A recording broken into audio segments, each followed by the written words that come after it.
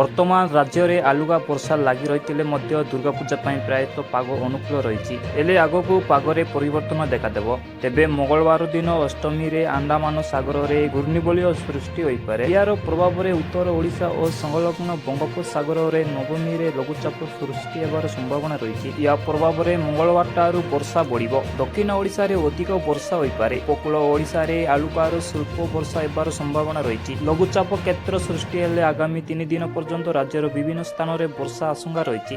ଆଞ୍ଚଳିକ ପାଣିପାଗ ବିଜ୍ଞାନ କେନ୍ଦ୍ର ପକ୍ଷରୁ କୁହାଯାଇଛି ଯେ ମଙ୍ଗଳବାର ଦିନଠାରୁ ଗଜପତି, ଗଞ୍ଜାମ, ମାଲକାନଗିରି, କୋରାପୁଟ, ରାୟଗଡ଼ା, ନବରଙ୍ଗପୁର ଓ କଳାହାଣ୍ଡି ଜିଲ୍ଲାରେ ଘଡ଼ଘଡ଼ି ସହ ବର୍ଷା ହେବାର ସମ୍ଭାବନା ରହିଛି। ସେହିପରି ଭଦ୍ରକ, ବାଲେଶ୍ୱର, ଯାଜପୁର, କେନ୍ଦ୍ରାପଡ଼ା, କଟକ, ଜଗତସିଂହପୁର, ପୁରୀ, ନୂଆଗଡ଼, ସୁନ୍ଦରଗଡ଼, ସମ୍ବଲପୁର, ଝାରସୁଗୁଡ଼ା, ମୟୂରଭଞ୍ଜ, କେନ୍ଦୁଝରରେ ମଧ୍ୟମ ଧରଣର ବର୍ଷା ହୋଇପାରେ। 4 ତାରିଖ ସକାଳ ପର୍ଯ୍ୟନ୍ତ ବିଭିନ୍ନ ଜିଲ୍ଲାରେ ଏପରି ସ୍ଥିତି ଲାଗି ରହିବ ବୋଲି ପାଣିପାଗ ବିଭାଗ ପକ୍ଷରୁ କୁହାଯାଇଛି।